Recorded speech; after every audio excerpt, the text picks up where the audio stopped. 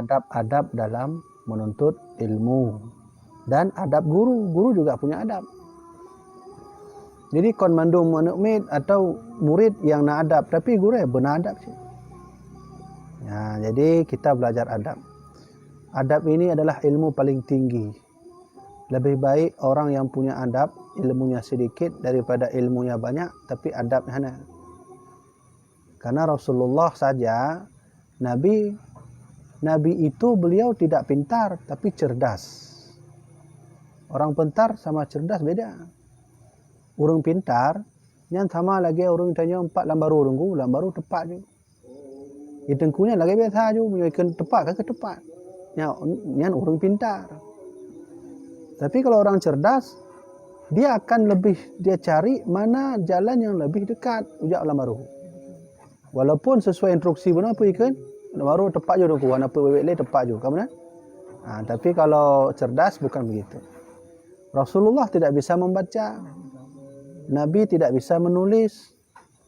Tapi Rasulullah turun ke muka bumi ini bukan memperbaiki ilmu. Ilmu sejak dulu sudah ada. Orang Arab apa kurang pintar? Mereka pandai bersyair, menulis pandai. Maka di Arab zaman dahulu, suku Quraisy itu termasuk suku yang paling pandai bersyair.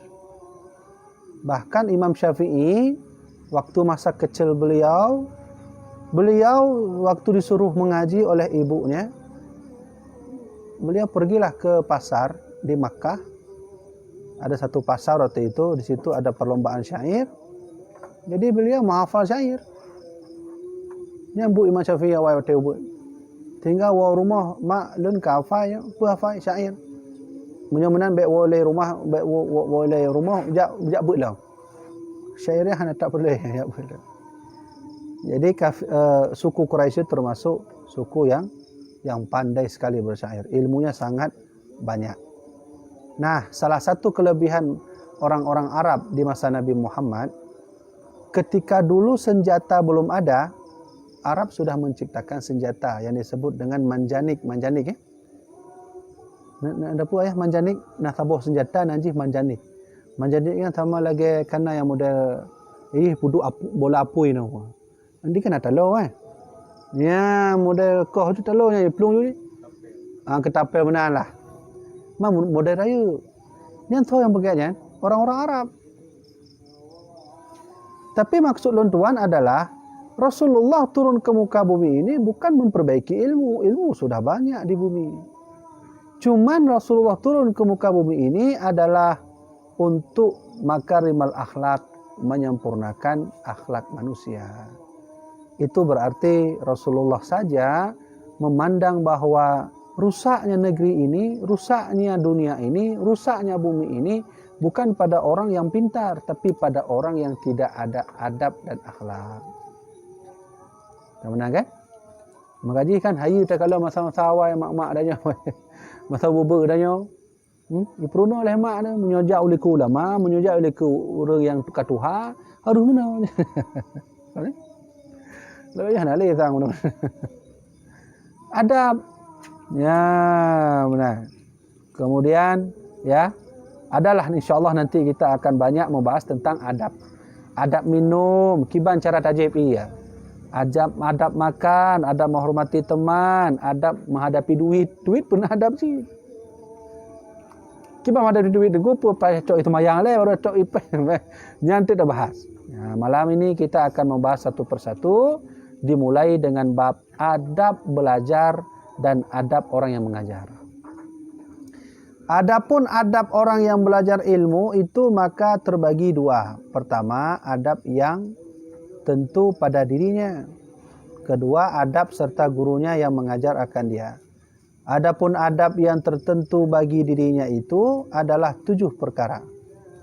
Bermula adab yang pertama itu adalah menyucikan hati daripada sifat yang kejahatan dan segala perangai yang kecelaan di dalam hati seperti riya dan ujub dan kibrun ya, dan hasud dan lainnya daripada segala sifat kecelaan, dan memakai hadan membaiki hati dengan bersifat akan sifat yang kepujian. Ya. Tengku, saya ingin mengaji sama siapa? Pokoknya saya ingin mengaji lah, sama siapapun saya mau mengaji. Maka kalau ingin mengaji, kamu harus punya adab. Betul benar, kan?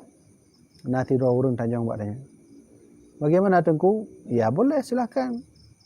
Cuman kalau ingin mengaji, yang pertama harus punya adab dulu. Apa adab pertama orang yang mengaji? Bersihkan hati. Tidak ada yang pintar di sini. Tidak ada yang pintar, tidak ada yang paling tinggi di sini. Majlis kita nyo menanji, majlis kita nyo hana carong, lu hana carong. Kita nyo nak kelebihan mandu. Ayah-ayah, abang-abang yang duk ino bak majlisnya nak kelebihan, yang hana baklun. Nah yang baklun, nah hana baklun. Jadi benar-benar gitu. Maka pepatah Arab berkata, la tahtakir man dunaka falikulli syai'in mazian. Jangan kau hina selain daripadamu, jangan kau hina teman-temanmu, karena setiap orang punya kelebihan. Tak ada yang lebih di sini. Maka oleh karena itu kita datang ke majelis ini ya untuk membersihkan hati, mengaji dengan cara jangan ada ria. Kadang-kadang urang jak teh gore nya hajeut engko hana berkah ilmu sayang dak dayo. Le urang na ilmu tapi berkahna. Ilmu tuan pribadi lebih agak lon na ilmu bacut tapi berkah ilmu daripada le ilmu baklun tapi hana berkah. Yang kenya lagi yang ke kamu dididik oleh almarhum Abuya. Oleh almarhum Abuya Mudawali, Abuya Muhyiddin dididik oleh Abuya Mudawali. Jika engkau besok berjumpa dengan ulama, yang ulama itu tawadu, dia tak banyak bicara, maka mintalah doa. Dia pernah oleh Abuya Mudawali. Ya, maka menancik kamu dididik oleh almarhum Abuya, mengajilah kepada guru, carilah guru sebanyak-banyaknya dan mintalah doa pada guru. Ya. Karena kunci sukses belajar itu bukan pada banyak ilmu, hana pula ilmu. Di Indonesia nya kan le urung ilmu kan? Le dak urung ilmu, ahli politik, ahli kedokteran, ahli keamanan, ahli kelautan, ahli darat, mandum ahli. Tapi Indonesia tu orangnya hana makmur je. Sampai hari ini tidak ada kemakmuran di negeri ini. Padahal dipimpin oleh orang-orang pintar. B.J. Habibie apa kurang pintar? IQ melebihi daripada Albert Einstein. B.J. Habibie 200 IQ-nya lebih. Makanya nan lontuan Habibie. Lontanya wa Abu Lontuan, pakan Abu Boh nan lo Habibie. Karena ceritanya dulu saya berjumpa dengan B.J. Habibie. Abuya Muhyiddin berjumpa dengan B.J. Habibie karena melihat satu-satunya anggota DPR RI yang alim ketika itu yang menulis kitab, menulis buku adalah dari Aceh, yaitu Abuya Muhyiddin. Maka ditawarkanlah satu tanah besar sampai 10 hektar yang urangnya di Batam. Maka B.J. Habibie berikan kepada almarhum Abuya Muhyiddin untuk mendirikan Islamic Center. Waktu yang ke lahir lun, ya baru ibuh lah lun Habibie. Ya benar kan? Ya sejarah. Jadi disitulah B.J. Habibie sangat dekat dengan beliau. Jadi oleh karena itu bahwa sebenarnya belajar itu bukan banyaknya ilmu. Saya sudah katakan bahwa sebenarnya Indonesia ini banyak sekali orang-orang pintar. Disaluti oleh negara luar. Nyo lo sebutkan leh. Kita nyo tak putah sejarah le bacu tergolong masa Indonesia na. Ada salah satu orang pintar yang diakui oleh Imam Ibnu Battutah. Siapa itu Imam Ibnu Battutah? Imam Ibnu Battutah itu adalah penjelajah dunia sebelum ada Marco Polo. Huraunya menyata baca baktikula, Marco Polo lah orang pertama kali yang menjelajahi dunia. Sebelum beliau hidup Imam Ibnu Battutah. 35 tahun mengelilingi dunia, pergi ke China, ke Arab Saudi, Makkah dan seterusnya. Sehingga dalam bukunya, dalam kitab beliau bernama Ar-Rihlah, halaman lu katu halamannya. Yang telum baca kitabnya di kuburan Sultan Malikus Soleh. Jadi waktu tuan jak bak Sultan Malikus Soleh, nak keturunan awaknya inan kan? Maka kamu berkhabar, ngobrol-ngobrol, dialog, maka ditunjukkanlah satu buku kitab namanya Kitab Ar-Rihlah. Tebal ubenya nungku. Maka lom baca menyohandalah lon tuan halaman 37. Di situ tertulis bahwa Imam Ibnu Battutah sangat salut dengan salah seorang dari Aceh bernama Sultan Alaidin. Ya, Sultan Alaidin Al-Qahar menyatalah lon tuan. Ya, sebelum Sultan Iskandar Muda. Apa yang beliau kagumi? Beliau alim. Jadi ditulis oleh Imam Ibnu Battutah, raja Acehnya yang yang disaluti oleh Imam Ibnu Battutah, yang goknya tiap orang Jumat nunggu, ditulisnya dalam kitabnya tulis. Setiap hari Jumat, le sembahyang Jumat, yang nasabuh acara. Awal bak kerajaan danyo, nasabuh acara, ni hidup mandu ulama hidup mujajer mandu ulama. Yang mandum dari PD, dari Sigli, jak kan mandu. Untuk menyampaikan jawaban-jawaban daripada keluhan masyarakat. Maka pergilah acara, duduklah, baca zikir, baca rapai, barulah menyelesaikan masalah. Ini ada pertanyaan dari kampung Ketapang. Coba selesaikan. Menan, rajanya, selesaikan. Maka diselesaikan ulama. Ini ada masalah di kampung Matai. Itu menang kan? Maka coba selesaikan. Menan. Sehingga datanglah waktu itu Imam Ibnu Battutah diundang oleh raja itu untuk menyaksikan acara itu. Sehingga beliau salut kepada raja tersebut. Demikianlah yang ditulis dalam kitab Imam Ibnu Battutah.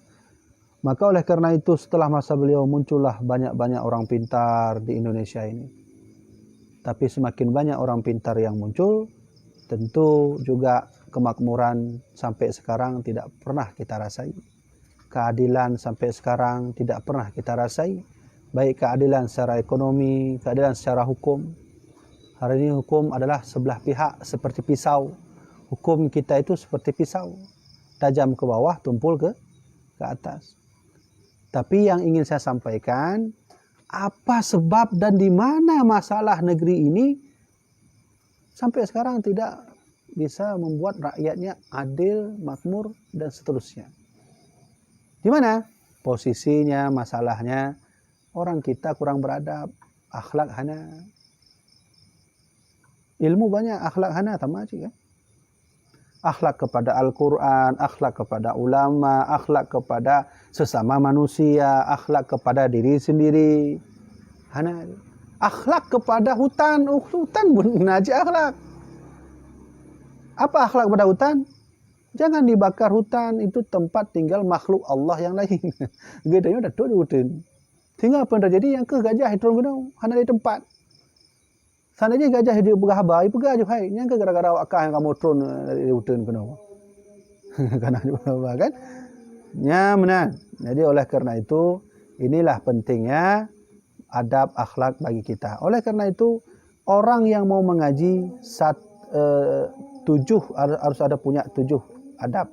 Satu-satunya adalah datang mengaji janganlah ria, janganlah hasud, jangan sombong, jangan pernah mengtes-tes guru. Nah, karena siapapun orang kalau dia berakhlakul karimah, insya-Allah dia sudah menjalani inti dakwah baginda Rasulullah SAW. 4 inti dakwah Nabi, akhlakul karimah. Umar bin Khattab dengan Nabi Muhammad yang tidak kunjung mungkin masa segala Islam. Masa segala Islam Umar. Ini cara orang Umar kan. Orang yang paling ditakuti oleh Mekah ke Umar bin Khattab. Dah orang cara Umar kan. Cuma pertanyaannya, apakah dia tambung Islam? Nabi enggak pernah paksa Umar masuk Islam. Kalau enggak nanti ribut kita. Ada. Di mana posisi agar Umar, kenapa Umar bisa masuk Islam? Karena Nabi punya akhlakul karimah. Adab yang urutnya hanali dengku bab masanya. Kamu teringat dah waktu ubud-ubud kan pernah orangnya oleh ayah ngomak kan? Menyajak gure harus menau. Nya menyaranya jak ubud kena tepot lah gure. Nya waktu dia rumah hitanya lah kena tepot yang. Nya kena lah tepot dekat. Habisnya hanali benar dengku. Kakak hendak katamu dalam ham ke mana? Hak asasi manusia. Ya, sudah. Kalau begitu, kalau ingin mengaji, bersihkan hati terlebih dahulu. termasuk guru yang mengajar. Guru yang mengajar juga harus bersihkan hati, jangan menyombongkan diri seolah-olah dia yang paling banyak ilmu, dia paling alim. Hanya mana? Ya, jadi bersihkan hati daripada ujub, takabur, hasud. Hasudnya ada apa ya? Hasudnya dengki. Enggak suka saudaranya kalau sedang senang, enggak suka dia. Ini dengki ya. Ini bahaya ya. Betul saudara tengah bahagia, kan? Gedanya orang tenang ya. Ya, hasud hati-hati. Kata Rasulullah, hasud itu bisa menghilangkan pahala. Al-hasadu ya'kulul hasanat. Ada sifat yang membuat pahala kita menghilang, namanya hasud. Kemudian apalagi Tengku? Selanjutnya adalah kalau mengaji haruslah dengan ikhlas. Ya, harus dengan ikhlas. Kemudian harus dengan zuhud, benar zuhud. Zuhud itu merendah diri, tawaduk merendah diri. Dan lainnya. Zuhudnya kita kenju hanapu menau. Kadang na orang jak buat mengharap sesuatu kan? Bak balai komplek mangak buat pakai le kopi na dah jak nanya. Bagi banci hanapu ni penting kan pre kopi. Punya cebek menan jak buat, Lentuan menancit atau gure-gure lain, tengku-tengku yang mengajar menancit, jangan mengharap sesuatu. Seandainya semua guru mengharap sesuatu, baik duit, baik lainnya, hana pahala, gaduh pahala. Maka ulaka wa Allah ya Allah, punya seandainya ya Allah ulun tuannya but atau ulun ceramah atau sebagainya mengharap duit, necok pengen neboh dah umpek hari. Mempanjang lo bantu agama Allah kan? Tanya kaji orang ke masalah Nabi Muhammad. Hana le ju terbegah ju. Punya masalah Nabi Muhammad okeylah mungkin na bacut dah bantu Nabi. Ni hana le. Minimal menau selama hidup na bantulah dah bantu agama Islam 20% bantu gaji. Belutan. Jadi tengok dia tanya oleh Allah, hai. Selama di dunia apa kau bantu agama aku? Ya kayaknya ada. Kenapa kayaknya apa kau ji? Selama hidup baik takkan jum 50% dah bantu agama Allah, bantu 20 saja lah. Ya, merasakan surga walau sedikit, ya udahlah, tak boleh. Kemudian maka oleh karena itu mengaji dan mengajar ya harus dengan ikhlas. Kemudian tawaduk. Tawaduk itu merendah diri. Ya, jangan mengangkat badan seolah-olah kita orang kaya. Menancit guru-guru yang mengajar tidak boleh mengangkat badan seolah-olah dia paling alim saja. Tawaduk kita sama-sama. Lagi lentuan ke mana di majlis ini tidak ada yang pintar, tidak ada yang lebih. Mungkin kadang-kadang urun don engkau London mulia lebih, tapi hamba Allah, Allahu a'lam kan? Mungkin Allah melihat saya hina. Ana ufum saja. Menancik kebalikannya, maka posisi kita hina atau mulia itu nya Allah mendung. Ini lagi surban. Surban ini bukan melambangkan seseorang yang alim. Hananya kok surban. Yang melambangkan seseorang yang alim adalah pada ilmu dan pengamalannya. Nah, ilmu diamalkan, yang baru orang yang alim. Jadi orang alim kon mamak surban pakai peci Konnya. Oleh karena itu, maka di sini ditulis juga ya, insya-Allah nanti akan kita bahas yang lagi akan datang bicaranya sekalian itu insya-Allah taala di dalam kitab ini. Karena ilmu itu yaitu setengah daripada ibadah yang batin dan tiada sah ibadah itu melainkan dengan suci daripada najis seperti sembahyang. Maka tiada sah sembahyang melainkan dengan suci daripada najis yang zahir pada tempatnya. Dan badannya dan kainnya, dan demikian lagi ilmu itu yaitu ibadah yang batin, ya, maka yaitu tiada sah ia melainkan dengan suci daripada najis yang di dalam batin, yakni di dalam hati, dan segala sifat kejahatan yang di dalam hati itu najis seperti firman Allah Taala innamal musyrikun najasun. Jadi waktu sembahyang, tunggu saya sembahyang, bagaimana cara sah saya sembahyang diterima oleh Allah? Harus menghilangkan najis.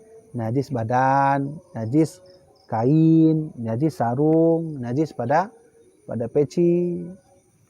Kiban, kalau dengku, kapa gaduh mandum najis. Kan lehnya kiban harus berudu. Kamu kan? Jadi untuk mendapatkan amal ibadah harus ada syarat-syaratnya. Maka menancit ajak benar syarat. Jadi ladu mana nengku? Sebahagian orangnya le urang ijak bet. Watai wonyan ka lagi apa pugah nengku yang mana hang form le. Itu tanda bahawa dia datang untuk ilmu itu enggak ikhlas. Jadi bagah gaduh juga dia kan mana? Le tafai ka he tafai siang malam. Tengok kan le gaduh. Maka untuk menuntut ilmu harus menghilangkan najis. Apa najis? Riya, takabur. Yang takabur bahaya dah. Inilah yang membuat iblis laknatullah dulu diusir dari surga. Seandainya iblis dulu tidak sombong, lu rasa mungkin iblis tetap dalam surga, kan? Jadi selain daripada makhluk Allah, Nabi, Rasul, ada makhluk yang sangat alim, pintar lagi. Namanya iblis. Iblis ni makhluk alim kan. Menyona musuh menajih iblis dalam majlis ni. Tak tanya, hai. Kah patih kau tahu oleh Tuhan? Tuhan Allah pun Tuhan lain. Yang pasti jawaban Allah Tuhan ni. Hai jauh Yesus ni. Ya kan? Musuh iblis ni dalam majlis ni tak tanya, hai iblis. Kah ibadah kau tahu oleh? Kah ibadah, kah patih kau tahu Tuhan Allah pun Tuhan lain. Tetap jawaban ni Allah. Bahkan jawab le iblis. Drone dengan lun, hana pumain. Ilun paling malai bino. Karena lun yang jut kalau Allah langsung lun antum kalau Allah. Bakal kalau kan. Benar kan? Berarti iblis ini lebih alim bidang tauhid daripada gedanya. Punya gedanya ilmu le dah bergahayu tapi antum kalau Allah punya iblis. Langsung lihat Allah Subhanahu wa taala. Hana pumain dengan iblis. Tapi sayang, sungguh disayangnya, dia dimarahi Allah, didurkahi oleh Allah karena sebab punya sifat takabur. Berarti kan bahaya dah kan? Berarti ni seolah-olah mana? Apabila kita banyak ilmu ada sifat takabur, ni hanggalak Allah. Hanggalak Allah. Makanya lu teringat hadis Nabi, asyaddun nasu adzaban yaumal qiyamah. Besok di hari kiamat ada satu kaum yang sangat pedih siksaannya. Soalnya alimun orang alim. Bagaimana nengku? La yanfa'ullah bi'almihi. Ternyata kealimannya itu tidak diamalkan. Dia tahu ilmu tapi tidak mau mengamalkan. Ya, benar kan? Jadi takabur itu bahaya sekali. Kita sudah saksikan bersama-sama sejarah orang-orang terdahulu yang takabur dengan hartanya, dengan ilmunya. Siapa yang takabur dengan ilmu? Iblis laknatullah. Siapa yang pernah takabur dengan harta? Namanya Qarun. Siapa yang pernah takabur dengan jabatannya? Fir'aun. Yang takabur dengan ilmu siapa? Iblis laknatullah. Iblis itu makhluk Allah yang paling malim kan. Tapi takabur Allah membencinya. Siapa yang takabur dengan duit, harta? Qarun. Ya, bahkan dalam riwayat dia punya kunci yang tak bisa diangkat oleh 7 pemuda perkasa.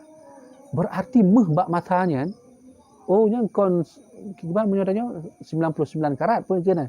100% benar. Jadi Qarun yang dijuk oleh Allah ilmu. Nah, tabuh ilmu bab Qarun hana bal lainnya. Karena memang begitulah yang beliau minta pada Nabi Musa. Nabi Musa pernah datang ke rumah Qarun ketika sebelum dia menjadi durhaka. Dia lihat rumah Qarun itu nyan baje Qarun yan ngorino mengadukan to nggo menyunjak tumayang ngadukan to. Le Qarun tumayang nyan urino pakai baje ko jan. Ngorino watai hana baje kiban aku pakai pelindung mentah. Payah menan tumayang sehingga bak tabuh masa datanglah Nabi Musa ke rumah Qarun bertanya, "Bagaimana? Apakah engkau sudah beribadah?" "Sudah, wahai Nabi Allah." Maka beliau menangis, "Wahai Nabi Allah, kami jangankan makan sehari sekali, 3 hari sekali pun sulit tak dapat makan. Ya wahai Nabi Musa, mintalah kepada Allah agar kami diberi rezeki." Maka Nabi Musa lagi, "Ya Allah Tuhanku, berilah si Qarun ini harta menurut yang kau kehendaki." Maka Allah berikan ilmu pada Qarun. Nyo dengku ayah, Qarun menyoi kalon mejanya nyo je kemuh. Nyo kan meja biasa nyo. Nyo dapat pula padu lah. 20 lebih. Ha lagu pihak 20 lebih. Munyo na korun ni buat majlis yang betul contoh naji no. Nyo meja nyo dia kemu. Leh kiban cara begitu, yang kenyan ilmu yang na bak korun. Ada satu ilmu yang Allah ajarkan pada korun tak ada pada lain. Apa itu? Beliau bisa buat emas. Nyo betul kalon dan nyo betul apa nyo je kemu ya. Nyo je kemu begitu. Rumah-rumah lah nyo je kemu begitu lah ji. Berarti ada ramuan khusus dia buat emas. Sehingga alhasil beliau sombong, menganggap dirinya yang paling kaya. Apa yang terjadi? Akhirnya beliau ditenggelamkan di dalam tanah. Dari harta korun itulah nanti, hanya cerita lain loh. Nanti emas-emas itu dibawa oleh jin. Harta korun. Kenapa kita disebut hari ini kita lihat ada istilah harta karun? Karunnya korun nanjihan. Kan kalian udah kemenangan? Harta karun. Kon harta karun, harta korun. Ini ada di korun. Jadi waktu harta mandum korunnya tenggelamkan, dan jenan dicok yang tebarkan ini, Indonesia bacut, kedai di Australia bacut, kena Mekah bacut, kena di Aceh bacut. Untuk apa? Memangnya tugas jin. Apa tugas jin? Melalaikan manusia dengan emas. Nah, saya ingin sampaikan kalau begitu, orang paling kaya di atas Bill Gates. Bill Gates-nya satu detik dia masuk gaji 3 juta. Bill Gates yang orangnya yang pergi dia. Microsoft ya. Orang paling kaya Bill Gates-nya. Orang paling kaya satu detik nya le juta di peng. Kita satu detik kan itu betul rupiah di pengku. Coba lihat. Orang yang lebih kaya dari korun, punya duit, lalu dia sombong, ditenggelamkan. Contoh yang kedua, Fir'aun. Orang yang sombong dengan jabatannya, maka dia pun ditenggelamkan di dalam laut. Sama-sama ditenggelamkan kan? Kalau korun ditenggelamkan di darat, terbelahnya bumi. Kalau Fir'aun ditenggelamkan berarti dia tinggal pilih kan? Tinggal pilih, tenggelamkan di laut atau tenggelamkan di di darat, tinggal pilih bentar. Maka jamaah yang dirahmati oleh Allah, kalau begitu maka janganlah kita menyombongkan diri. Kalau kita punya ilmu, sudah jangan menyombongkan ilmunya. Kita banyak duit, sudah jangan sombongkan duit yang kita punya. Ya, benar. Ya, tapu habis cutunya. Jadi Allah berfirman innamal musyrikuna najasun. Artinya hanya sungguhnya orang yang syirik itu najis di dalam hatinya. Dan jikalau ada badannya dan kainnya itu suci sekalipun. Jadi Tengku, saya punya baju, saya punya celana, saya punya peci, semuanya suci, bersih. Saya beli dengan uang yang halal. Sah enggak saya solat? Sah. Tapi satu lagi yang tinggal, apa itu? Hati yang bersih. Percuma saja kalau baju bersih, kain bersih, peci bersih, lalu hati tak bersih. Sama aja. Berarti yang terima sembahyangnya oleh Allah Subhanahu Wa Taala. Menang kan? Ya, maka oleh karena itu, ya di sini jelaskan nanti oleh Imam Al-Ghazali tentang menyatakan Allah Taala dalam ayat bahwasanya najis itu tiada tertentu pada kain dan pada zahir badannya. Maka selama tiada suci hati itu daripada sifat kejahatan itu, maka itu menerima ia akan ilmu yang memberi manfaat pada agama dan tiada terang hatinya itu nur ilmu. Jadi ilmu itu cahaya. Hanya cahaya. Tengku, saya sedang menuntut ilmu. Kita sedang mengambil cahaya. Perut itu punya makanan. Apa makanan perut? Ya terserah, KFC itu ini. Terserah, penting makanan perut. Pubu padang kan? Itu makanan perut. Mata juga perlu makanan. Apa makanan mata? Tidur. Mungkin manusia udah 50 je benar. Atau nak lah mungkin. Tapi tidak mungkin mata terus terbuka sampai 1 bulan. Perlu tidur. Telinga. Mana makanan telinga? Makanan telinga ya istirahat. Pun dah pakai ejunya untuk tak dengarnya kan. Semua punya makanan. Tetapi terkadang orang rutin memberi makan perut, tapi tidak pernah memberi makan hati. Sehingga apa yang terjadi? Korupsi. Sehingga apa yang terjadi? Menghina ulama. Sehingga apa yang terjadi? Aku benar-benar juga. Maka ayah tuan hormati, makanan hati adalah ilmu. Ilmu itu dia cahaya, kata Imam Ghazali. Cahaya itu akan masuk ke sini apabila ini bersih. Bagaimana membersihkan hati? Be'na ria, be'na takabur, be'na sombong, be'na hasud, menyoka gaduh mandumnya baru itu gedong. Ya. Contoh lah ayah, contoh. Mungkin ayah nak merumpok tira urang mata tajak jak semayang kan? Hai jak semayang jak anak pu tak atik betul. Nah.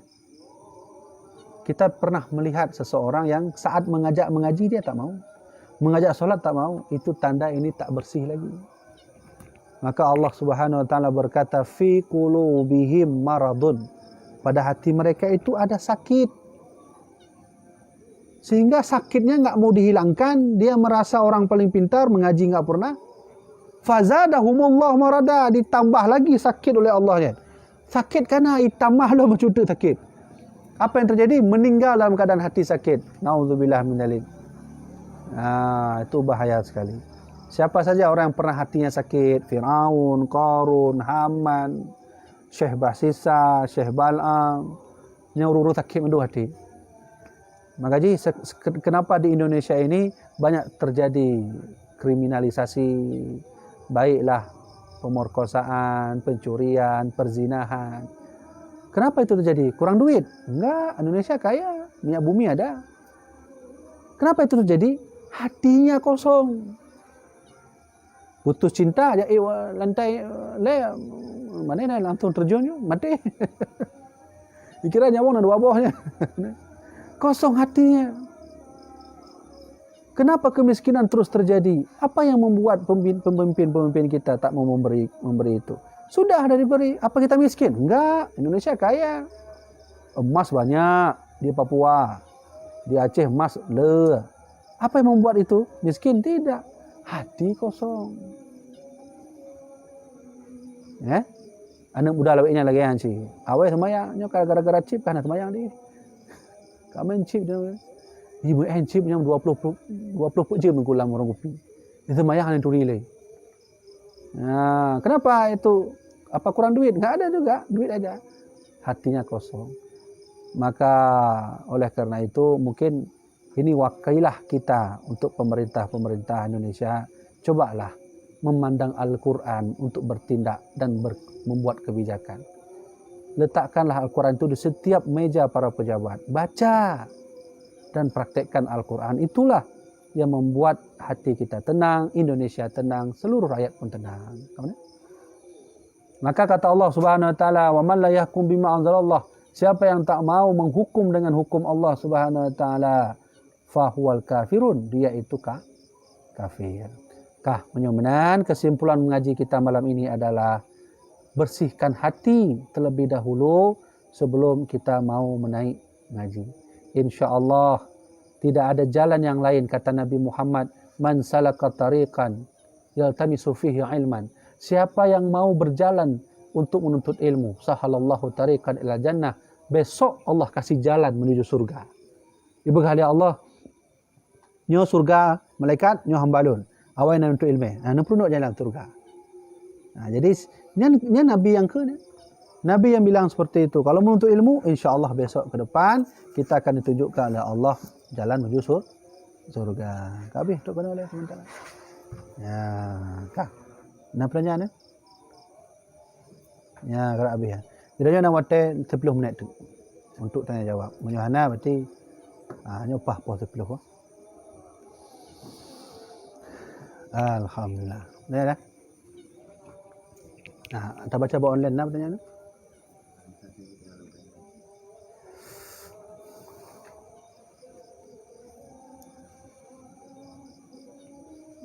Hana.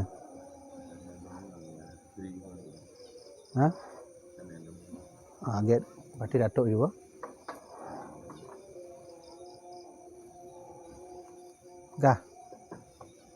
Baiklah.